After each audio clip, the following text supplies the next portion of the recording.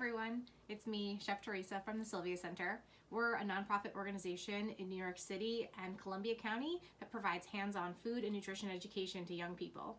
I'm here in my kitchen this afternoon in Brooklyn. I hope everyone out there in New York City is staying safe and is well and has food access. So one thing I wanted to say before we start cooking today is that our website, sylviacenter.org, has lots of resources for food access. If you're feeling like you can't get the groceries that you need at this time, there are plenty of resources out there at this point, and you can check our website and find out more. So please do that if you're feeling food insecure. I was lucky enough to get a vegetable box this week, which had some zucchini in it, some scallions, and I have a few eggs and some cheese. So I'm going to use all of that to make a frittata.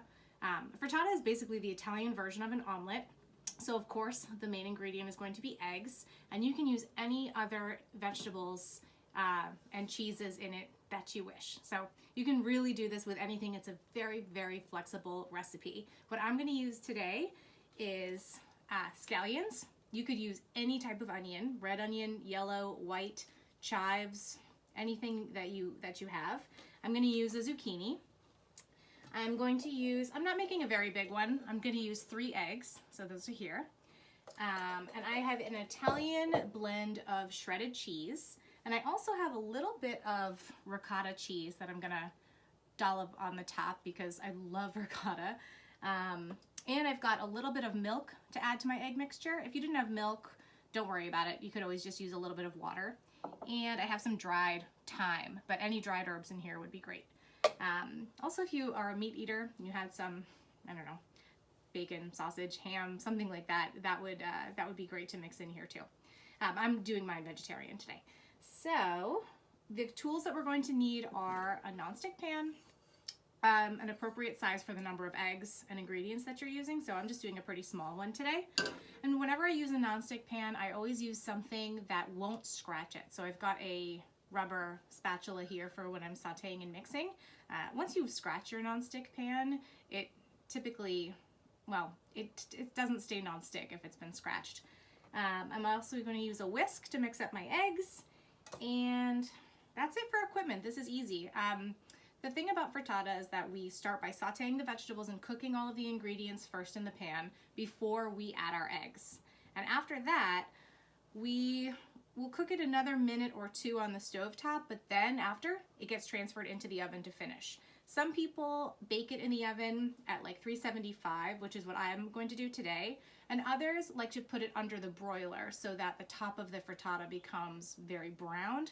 I tend to not like the flavor of browned eggs and cheese, so I just bake mine so that it doesn't get too brown on top. But the faster version is to broil it. I'm going to preheat my oven to 375 before I get started, and then we're going to work on some knife skills to get our ingredients ready for the saute pan. The first thing I'm going to do is use a tunnel and cut my zucchini in half down the middle. And then what I end up having is a flat side, the inside, to place down on my cutting board to make slicing easier and safer. So I'll slice these zucchini all the way down using a bear claw to protect my fingertips. Now I'm going to turn on my pan.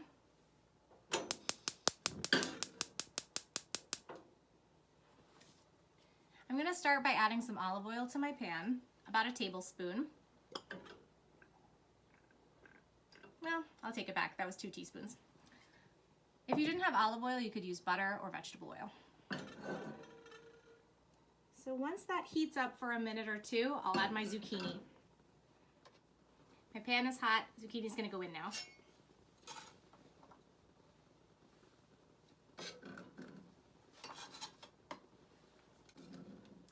And while that starts to cook, I'll slice my scallions.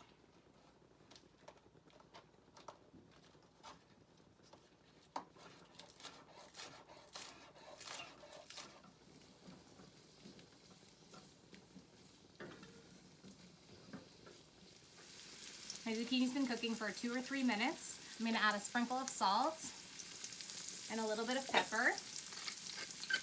And I'm also going to add my fresh thyme.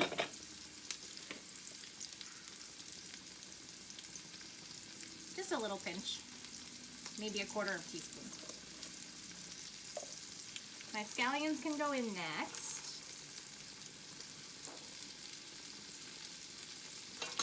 I'm ready to make my egg mixture, so I'm just going to shut off my vegetables. They're cooked enough, so while I do this, I don't want them to overcook. I'll set them aside, and I'm going to crack 3 eggs into my bowl.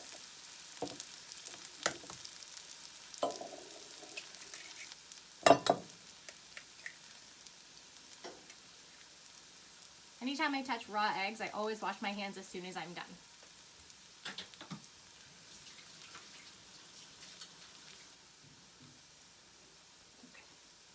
My hands are clean, I can start to whisk.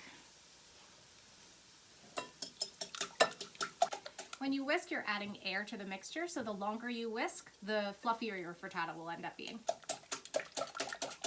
Now I'm going to add my milk. Stir that in.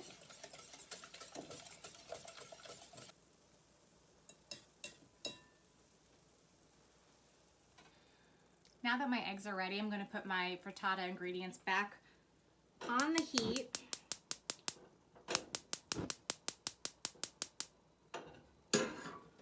So we start by cooking the eggs on the stovetop, and then it'll move into the oven. So I'll gently pour this over.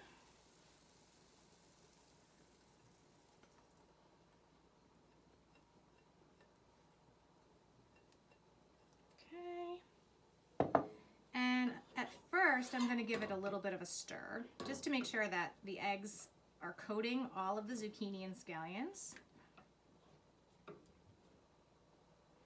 and that everything is evenly distributed. Okay. So while this cooks for a minute, I'll just tell you that my students in our cooking classes at the community centers call this egg pizza, and when it comes out of the oven, you'll see why. But just like a pizza, the reason I was starting to distribute the ingredients is the same reason that you wouldn't want to have a pizza where the toppings were all just on one side and nothing on the rest. So we're just trying to make it even. So when we cut this into slices, there's a little bit of everything in every bite. I can see the edges and the bottom is starting to set. And so at this point, I'm not going to stir it anymore. I'm just going to leave it be.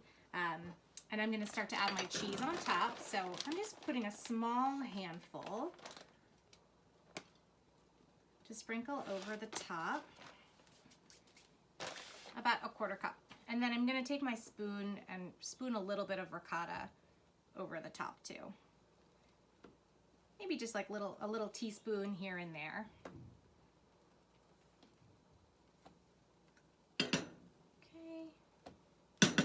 I'm going to sort of nestle those in a little bit, okay?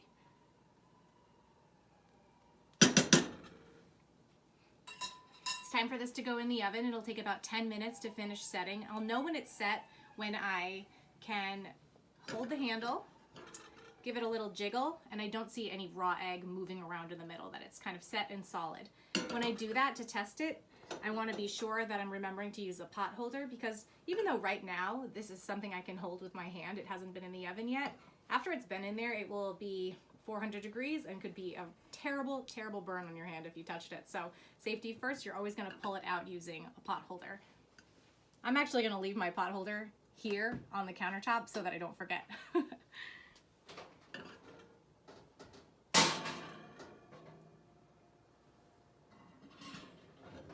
Back in 10 minutes. I took my frittata out of the oven about 5 minutes ago. I'm still being careful with this hot handle here. And you can see that it's sort of brown around the edges. The cheese browned a little bit on top. And I'm going to start to figure out if I can slide it gracefully out of this pan. Let's see. First, I'm going to go around the edges and make sure it's not stuck anywhere. And then give it a little shake. And once I can see that it's moving around, I know that it can slide out pretty easily. I'll give it a little help onto my board. And I'm gonna cut this into 4 wedges. I think it's only 3 eggs, so getting 4 servings out of this will be perfect. And what I love about frittata is not only is it so versatile with the number of ingredients that you can use, any vegetable, any cheese, whatever you have on hand, even leftover cooked vegetables can go into this. And and it's a great way to use those things up. The versatility of how and when you can eat it is also huge. It's breakfast, lunch, or dinner. It can be warm, cold, room temperature, whatever you want. So it's just an easy thing to make, and you can eat it anytime. So here we go. This is our namesake egg pizza. I'll cut it into some slices here like a pizza, and we can give it a try. I like to serve this with salad if I have salad greens on hand, or maybe a piece of toast.